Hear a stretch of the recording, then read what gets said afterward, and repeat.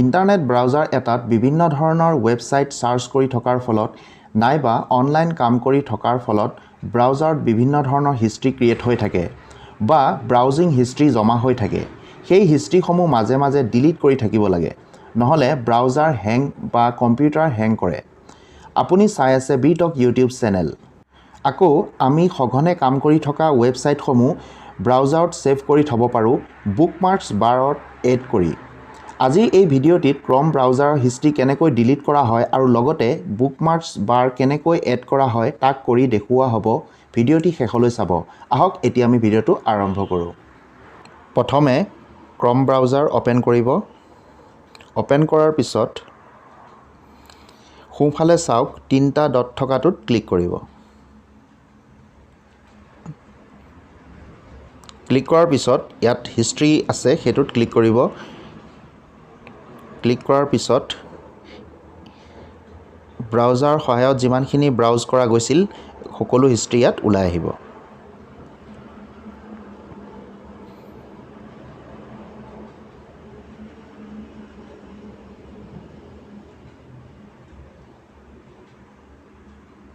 Clear data সেইটোত click কৰাৰ লগে লগে এনেকৈ ওলাই আহিব। ইয়াত এডভান্স আছে, বেছিক আৰু এডভান্সটো চিলেক্ট কৰি এডভান্সখিনি ইয়াত নিজে নিজে চিলেক্ট হৈ আহিছে।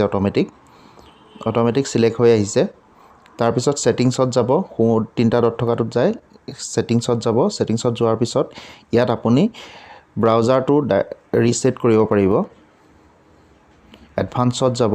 এডভান্সত যোৱাৰ পিছত তললৈ চাওক ৰিছেট এণ্ড ক্লিন আপ সেইটোত ক্লিক কৰিব। ক্লিক কৰাৰ পিছত ৰিছেট ছেটিং সেইখিনি অৰিজিনেল ডিফল্ট নতুনকৈ ইনষ্টল কৰাৰ পিছত ব্ৰাউজাৰটো যেনেকুৱা হয় সেইটোত কৰিলে তেনেকুৱা হৈ যাব।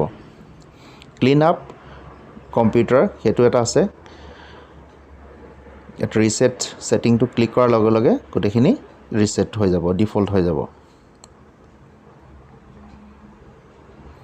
মই ৰিছেট নকৰোঁ, মই খালি ক্লিয়াৰ ব্ৰাউজিং ডাটাখিনি ডিলিট কৰিম।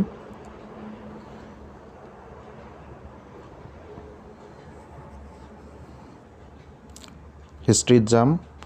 হিষ্ট্ৰীত যোৱাৰ পিছত ক্লিয়াৰ ব্ৰাউজিং ডাটা সেইটোত ক্লিক কৰিম। ক্লিক কৰাৰ পিছত ক্লিয়াৰ ডাটা সেইটো চিলেক্ট হৈ আছে। এডভান্সতো আছেই, সেইখিনি চিলেক্ট হৈ আছে। আৰু ইয়াত এটা বস্তু আছে চাওক, last hours, last 24 hours, last 7 days, last 4 week, all time. যিটো লাগে সেইখিনি চিলেক্ট কৰি ল'ব, সেইটো চিলেক্ট কৰি ল'ব।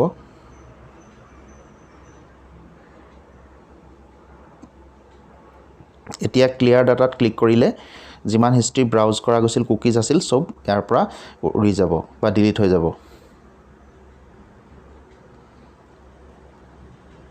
এনেকৈ ক্ৰম ব্ৰাউজাৰৰ হিষ্ট্ৰী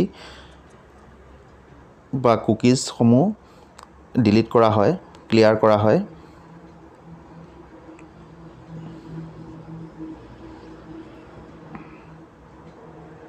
এতিয়া চাম বুকমাৰ্কছ কেনেকৈ এড কৰা হয়। ইয়াত আমি এটা ৱেবছাইট টাইপ কৰিম, লগইন মেনেজাৰটোৱে কৰিছোঁ। কৰাৰ পিছত এইটো ওলাই আহিছে। তাৰপিছত লগইন মেনেজাৰ সেইটোত ক্লিক কৰিম। ক্লিক কৰাৰ পিছত ৱেবছাইটটো ওলাই আহিব।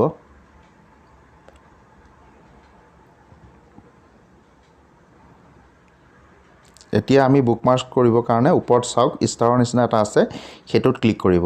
ক্লিক কৰাৰ লগে লগে ইয়াত আছে লগইন মেনেজাৰ ওপৰত লিখা আছে বুকমাৰ্কছ বাৰ, সেইটোত ছেভ বা ডান কৰাৰ লগে লগে সেইটো আমাৰ ইয়াত ওপৰত বুকমাৰ্কছ এই ওপৰত যেনেকৈ ওলাই আছে শ্বৰ্টকাট, আপুনি বাৰে বাৰে টাইপ কৰি থাকিব নালাগে আৰু ইয়াত ছেভ হৈ থাকিব।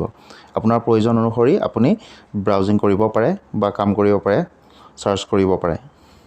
মই বহুতো এনেকৈ কৰা হৈ আছে, বহুতো কৰি থৈছোঁ, গতিকে মই এটা দেখুৱালোঁ কেনেকৈ কৰা হয়।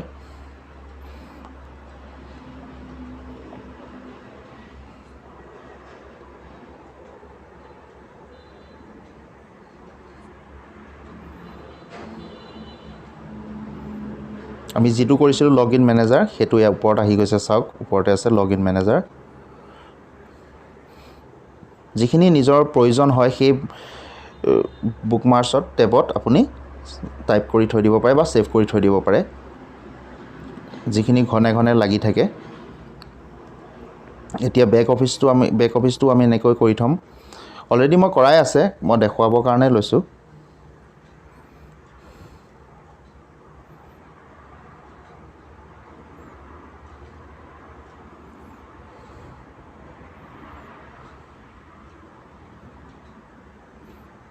লগইন মেনেজাৰটো মই ডিলিট কৰি লৈছিলোঁ ডিলিট কৰি আকৌ এতিয়া মই কৰি দেখুৱাম সৰি লগইন মেনেজাৰ নহয় লগইন বেক অফিচৰ ৱেবছাইটটো এতিয়া ষ্টাৰ যিটো আছে সেইটোত ক্লিক কৰিম ক্লিক কৰাৰ লগে লগে ওপৰত লগইন লিখা আহিছে ডানত ক্লিক কৰিম ক্লিক কৰাৰ লগে লগে ই আমাৰ বুকমাৰ্কছ বাৰত এড হৈ গ'ল এটো তললৈ চাওক মোৰ বহুত আছে কাৰণে তললৈ আহিছে আপুনি কেটামান যদি কৰি থয় ওপৰতে আপুনি দেখা পাব আৰু নিজৰ ইচ্ছা অনুসৰি ওপৰলৈ বা তললৈ টানি ল'ব পাৰে যোনটো আগত লাগে বা পিছত লাগে ক্লিক কৰি ওপৰলৈ আগা পিছা কৰি দিব পাৰে ক্লিক কৰি ধৰি যদি ওপৰলৈ দিয়ে তেতিয়াহ'লে ওপৰলৈ প্ৰথমতে আহিব এটো লগইন আহিছে লগইন মেনেজাৰটো মই ওপৰলৈ আনিম ক্লিক কৰি ওপৰলৈ টানি ধৰি দিব ইয়াত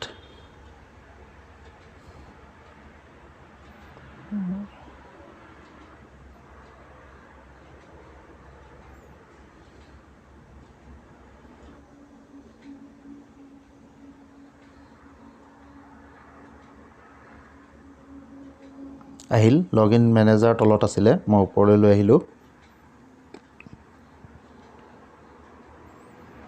এনেকৈ বুকমাৰ্কছ বাৰত এড কৰা হয় যিকেইটা আপোনাৰ সাৰ্চ কৰি থাকে বা যিকেইটা ৱেবছাইটত আপুনি কাম কৰি থাকে সেইকেইটা আপুনি এনেকৈ বুকমাৰ্কছত সেভ কৰি থব পাৰে বাৰে বাৰে ৱেবছাইটটো লিংক বা টাইপ কৰিব লগা নহয় আৰু আজিলৈ ইমানেই ভিডিঅ'টো যদি ভাল লাগিছে লাইক কৰিব আৰু লগৰ বন্ধু বান্ধৱীক শ্বেয়াৰ কৰিব চেনেলটি সাবস্ক্ৰাইব কৰিব আৰু বেল আইকনটি ক্লিক কৰি নটিফিকেশ্যন অল কৰিব আজিলৈ ইমানেই পুনৰ লগ পাম আন বিষয়ত নতুন ভিডিঅ'লৈ ধন্যবাদ